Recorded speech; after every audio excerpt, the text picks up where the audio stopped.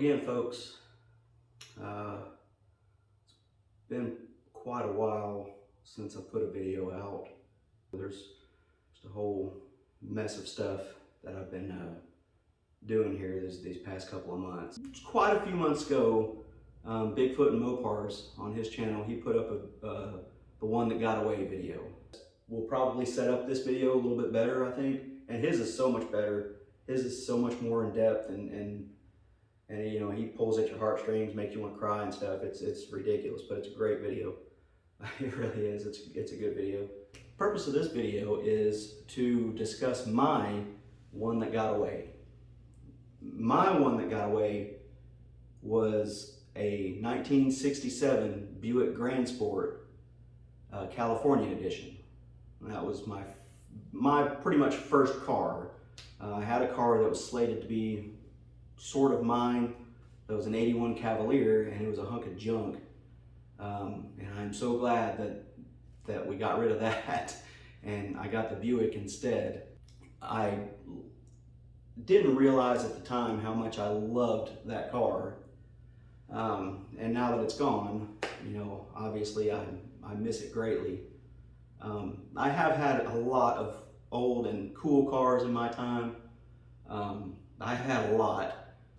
You know, my dad was real big into taking us to see monster truck rallies, drag races, you know, baseball games, major league, minor league ball games, football games, things like that. He had a buddy one time that raced go-karts, which was super cool. I remember going to watch some go-kart racing a couple times. That was pretty awesome. So anyways, that, you know, my brother and I, we associate drag racing and hot rods and muscle cars and things like that. We associate that with better parts of our childhood. You know, those are kind of key moments that stand out. So naturally, we're both going to grow up to be car guys. You know, every time we go to a classic car show or we see a car on the road or anything to that nature, a conversation happens. It just does, you know, and that's fantastic. That's great. And that's something that I really appreciate about my childhood, to be honest with you.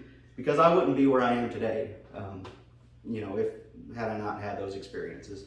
So anyways, so we're living in Albuquerque, New Mexico. We get there and I'm coming up on driving age, and my dad is, you know, he's out hunting me a car down. Back then we didn't have internet, so you watch the classified ads in the newspaper, your local paper, preferably your metropolitan local paper, which, you know, offered a lot more opportunities to read these car ads and stuff. So I'm sitting at home one day, and my dad, he pulls up with this giant boat of a car. Like I said, I was, at the time, I mean, I was 15, about to be 16, and I thought it was cool. Don't get me wrong, it was cool, but, you know, like, good gravy. You know, what 15 to 16-year-old can afford the gas for that thing, you know, for one, and the maintenance on something like that for two. And I wasn't mechanically inclined at that point in my life either. I had zero idea.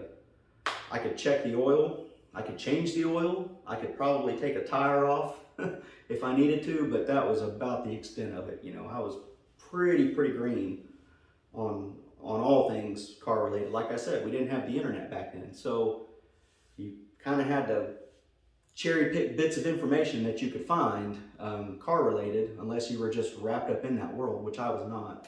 So anyways, he brings home this giant white car and I loved it. I fell in love with it. It had a nice dent on the side of it, which was cool. The vinyl top was peeling off, something gross. The interior, surprisingly, was in fantastic shape though. Had great vinyl, black vinyl interior still. The seats weren't all cut up. It was pretty pristine. It had 2 cracks on the dash, I believe, and that was it. The greatest thing about this car was the amount of people that you could fit into this thing was ridiculous. And for a teenager, as you know, that's pretty awesome. I get this car and I immediately start cleaning it up. You know, the engine's leaking from just about every gasket imaginable on it.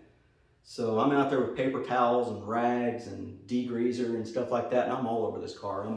I'm under the hood, I'm under the car, I'm inside, I'm outside, I'm just cleaning every square inch of this car. So I remember one of the very first times that I took the Buick out, It was my 16th birthday, actually, and my parents were out. They were still gone. They were trying to make it back home to do presents and do all that other stuff.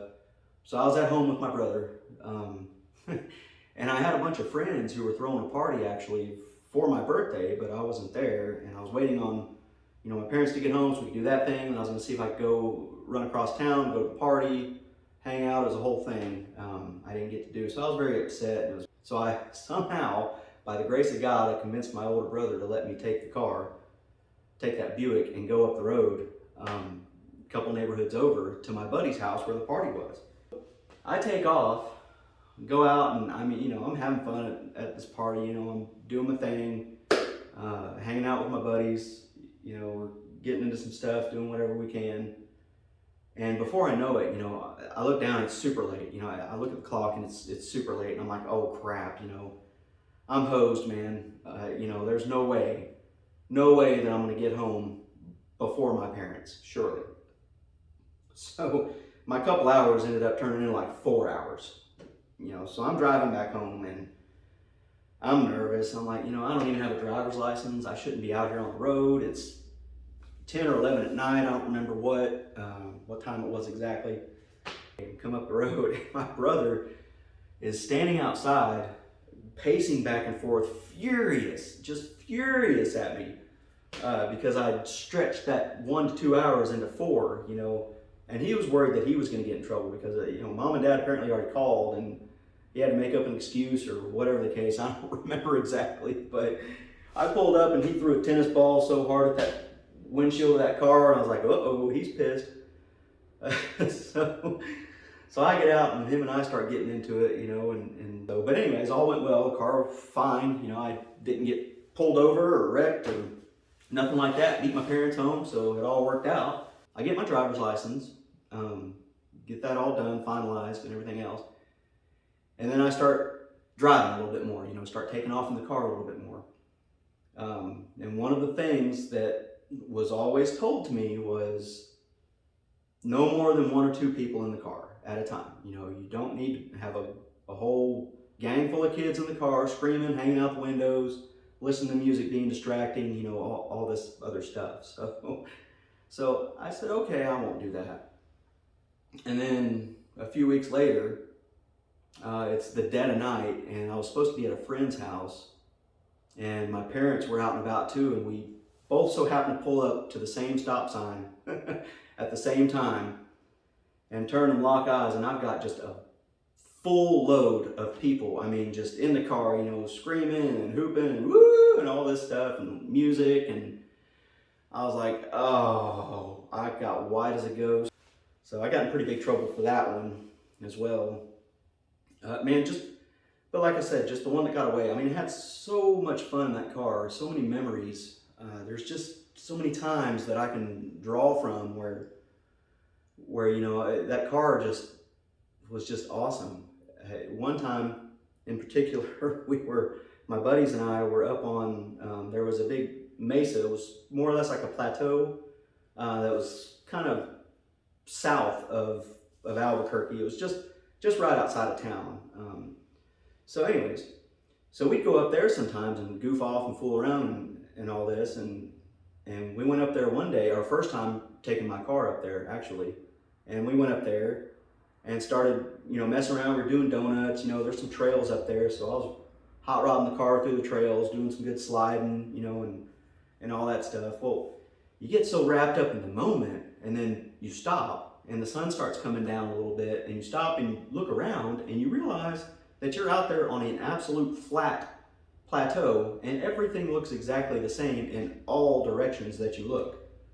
And then you soon realize you have no earthly idea where it was that you came onto this plateau, nor do you know where to go to get off of the thing, and you're driving a big V8 that's drinking gas like crazy, and the needle's just about buried on E. Stupid stuff that kids do. So that was a fun adventure. It was great driving that car because I was the only one that could drive that car. It was one of those that had a steering wheel about this daggum big on it, and it had power steering too. So I don't know why the steering wheel was that big, but it was one of those where it was a combination lock. to steer the car straight down the road. So, you know, you had to go, you know, 2 left, 1 right, you know, 1 left, 3 right, you know, that kind of stuff, just to keep it between the lines. I didn't know anything about front end alignments or suspension parts, or even that it had them or they could go bad. So I just drove it. We moved to Arkansas after New Mexico. And again, I wasn't very mechanically inclined. Didn't really know what I had when I had it. Just knew that I was a dumb kid and, you know, needed to go places. So I ended up selling the car. It didn't have any brakes left on it whatsoever. It wouldn't stop. The engine was being neglected because I was an idiot kid who didn't know anything about anything at the time. And I think I went from that car to a 69 Volkswagen Beetle, I believe. I can't quite remember if it was that one or I had a Monte Carlo that was right in that time too. Anyways, got a Volkswagen Bug, and that was another great car.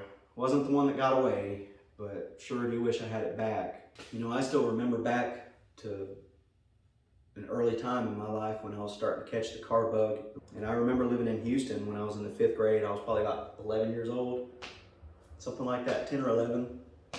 And my dad pulls up with this 81 Corvette, this bright red 81 Corvette with T-tops and tan interior. And man, I gotta say, that was the coolest car, because that was probably the first car of that type that our family, that our household had ever had, at least in my lifetime. I sat behind the wheel of that thing, just imagining myself driving that beast, and I was like, golly, I'm gonna get this car. Of course, my brother wasn't real happy about that. You know, he always argued and said it was gonna be his. It ended up being neither one of us. You know, we got rid of it years and years before either one of us was able to drive, so it didn't really matter. But it's very impressive what people can do when they have a passion for stuff. And that's what I think most of us love the most about these cars, is our passion. It ignites something inside of all of us that really just speaks to us. You know, in this day and age, with the world as screwed up and crazy as it is lately, with all the hate and all the rage that's just plaguing and polluting our planet, it's fun to find a nice little piece of passion that you can escape to, I guess. People need that. People need that more than ever right now. So anyways, I think it's probably safe to go ahead and close this video out. I'm gonna have quite a bit of editing to do on this little just talking video alone, so that kind of stinks, but oh well. It is what it is. Anyways, I will end by letting you guys know this. There is more videos to come. I am getting back in the swing of things again, starting to get healthy, starting to get fresh again, getting motivated to get some stuff done. I've got my engine block soaking. Got to finish up this body work, which I hate doing, but I'm in the middle of it, so I'm gonna do it and I'm gonna finish it. I just have to get motivated to do it again. So I've switched gears and moved on to engine and transmission stuff, so I can kind of keep myself, you know, rolling with it and not feel the burnout so bad on it. We're moving right along. I will start putting some more videos up. I will get some more content out there. That's another thing too. I just haven't recorded anything, to be honest with you. And the stuff that I do have to do is so daggum boring. Nobody wants to see this. Nobody probably wants to see this either. So I don't know. But I figure it's been a long time since I put a video out, so I might as well get you something. Finally got all my engine parts in. I think I'm waiting on my connecting rod bearings still to come in, but that shouldn't be a big deal. I've got all the other engine components here, ready to go. What else? You know, I can't think of anything else. I mean, you guys know the drill, you know, especially if you're doing YouTube yourself.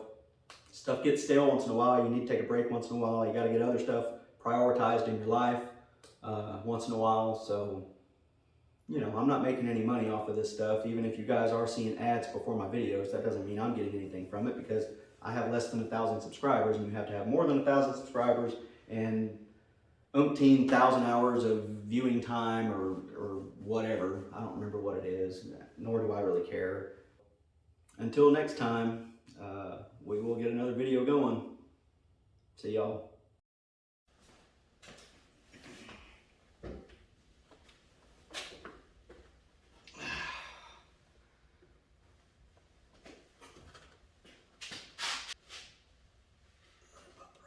Ooh, that's a tight fit. Oh, golly. My ass is wider than a 350 small block. Are you kidding me? Golly, how can I not fit in between those motor mounts? Ooh, ooh, easy there. Almost took a dive. Alright, well, that's not going to work out very well. So, maybe do this. Well, that's just stupid.